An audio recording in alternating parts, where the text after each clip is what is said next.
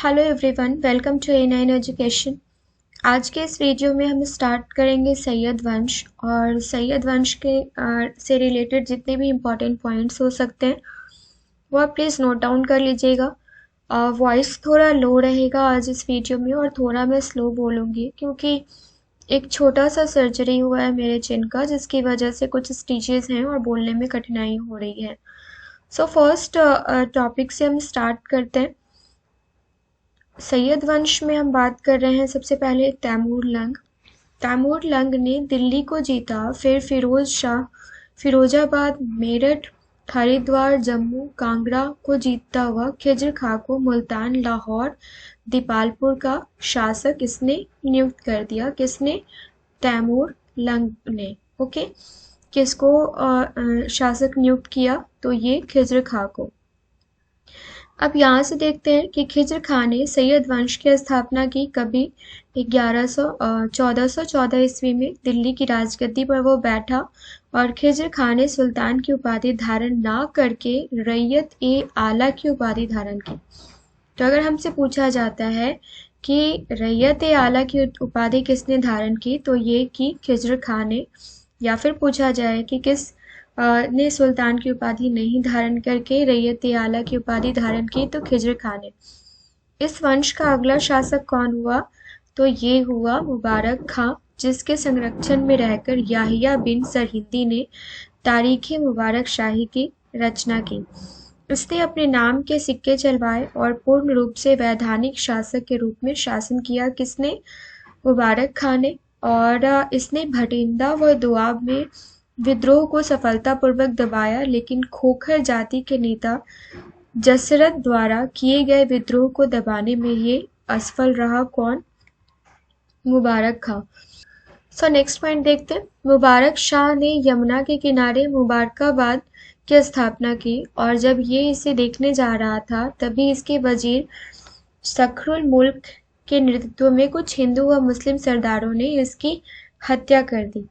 मुबारक शाह के बाद उसका भतीजा मोहम्मद शाह गद्दी पर बैठा और इसका शासनकाल चला 1434 से लेकर 1444 तक। मोहम्मद शाह का वास्तविक नाम अगर पूछा जाता है तो ये मोहम्मद बिन फरीद खां था और मोहम्मद शाह ने बहलोल लोदी को खाने खाना की उपाधि प्रदान की। सैयद वंश का अंतिम शासक मोहम्मद शाह का पुत्र अलाउद्दीन आलम शाह गद्दी पर बैठा और आलम शाह के अपने वजीर हमीद खां से मतभेद होने के कारण उसे दिल्ली छोड़ के बदायूं जाना पड़ा। किसको? आलम शाह को। आलम शाह के वजीर हमीद ने 1451 ईस्वी में दिल्ली का राज सिंहासन बहलोल लोदी को सौंप दिया और सुल्तान आलम शाह की मृत्यु 1476 ईस्वी में बदायूं में हुई। इसके साथ ही सैयद वंश हम खत्म करते हैं, यहाँ इसका अंत हो गया। अब स्टार्ट करते हैं बहलोल लोदी वंश। लोदी वंश जिसको आप जानते हैं, दिल्ली सल्तनत के अंतर्गत पहला अफगान वंश जो है वो कौन था? तो ये था बहलोल लोदी। और लोदी शासक अफगान जाति के थे जिन्हें पठान भी कहा जाता था। प्रथम अफगान राज्य की स्थापना मध्यकालीन भारत में लोदियों ने ही की थी और लोदी वंश का संस्थापक बहलोल लोदी को माना जाता है। इसका शासनकाल जो है वो 1451 से 1489 तक रहा था। दिल्ली की गद्दी पर बैठने वाला यह पहला अफगान शासक था जिसने जौनपुर के शासक हुसैन शाह को परास्त करके उसे पुनः दिल्ली सल्तनत में मिला लिया। और बहलोल लोदी सुल्तान बनने से पहले सरहिंद का सूबेदार था। इसने एक बहलोली सिक्का चलाया। किसने? बहलोल लोदी ने। और यह अपने अफगानी शासकों सरदारों की बहुत इज्जत करता था और वह अपने अफगानी सरदारों को मकसदे आलो कहकर पुकारता था। बहलोल लोदी एक साधारण व्यक्ति था। तारीख दाऊदी के लेखक अब्दुल्लाह के अनुसार वह कभी सिंहासन पर नहीं बैठा और बहलोल लोदी की मृत्यु जलाली के निकट 1489 में हुई। इसका अंतिम अभियान ग्वालियर के विरुद्ध था, जिसके बाद हम बात करेंगे सिकंदर लोदी के बारे में। बहलोल लोदी का पुत्र था और ये बहलोल लोदी की मृत्यु के बाद लोदी वंश का शासक बना, दिल्ली की गद्दी पर बैठा। इसका मूल नाम पूछा जाए तो ये था निजाम खां और इसने सिकंदर लोदी की उपाधि धारण की। सिकंदर लोदी वंश का सर्वश्रेष्ठ शासक था।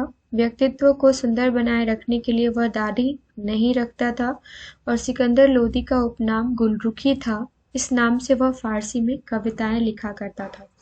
सिकंदर लोदी के काल में ही संगीत की पुस्तक लज्जते सिकंदरी की रचना हुई और यह शहनाई बजाने पर झूम उठता था। ये क्वेश्चन पूछा जाता है कि इतिहास में कौन सा ऐसा शासक था जो शहनाई बजाने पर झूम उठता था या जिसके नाम पर लज्जते सिकंदरी की रचना हुई।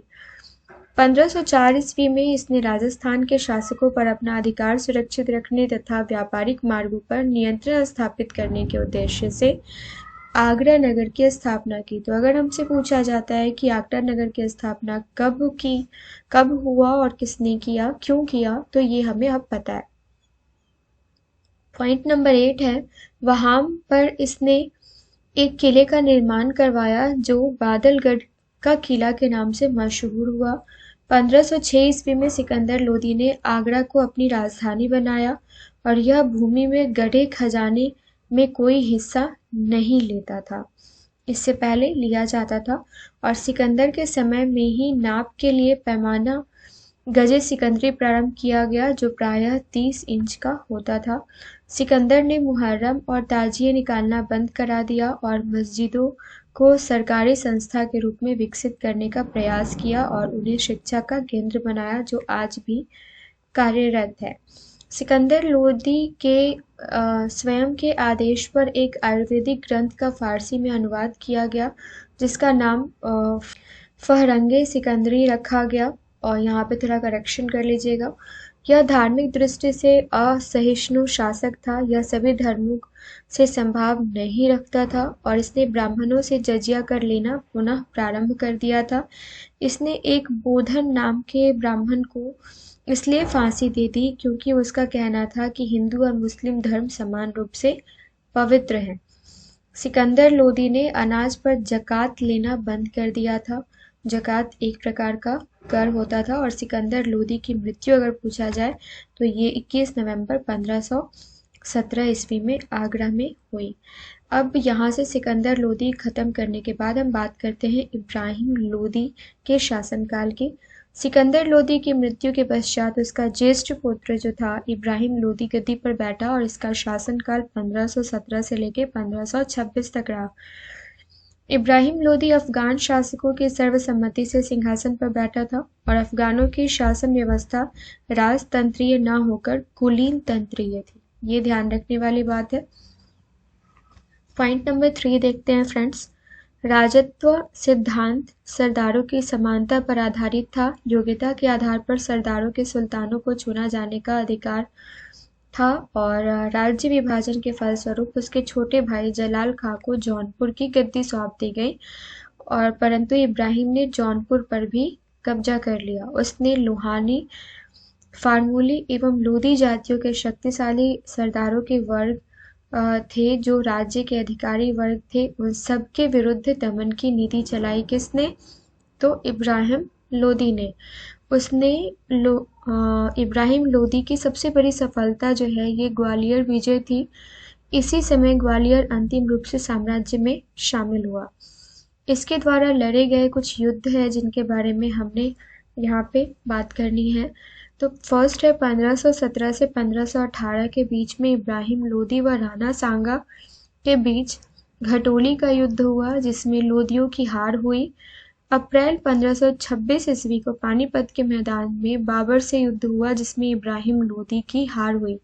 लोदी वंश के पतन का कारण हम जान लेते हैं। बाबर का भारत पर आक्रमण ही लोदी वंश के पतन का मेन कारण था और लोदी वंश के पतन के साथ दिल्ली सल्तनत भी समाप्त हो गया। इब्राहिम लोदी की सबसे बड़ी दुर्बलता उसका हठी स्वभाव था और यह प्रथम सुल्तान था लोदी वंश का जो युद्ध स्थल में मारा गया। सुल्तान सिकंदर पहला अफगान था जिसने एक संपूर्ण प्रभुत्व संपन्न बादशाह की भांति व्यवहार किया था। तो यहाँ पे हमने दिल्ली सल्तनत को कंप्लीट कर लिया।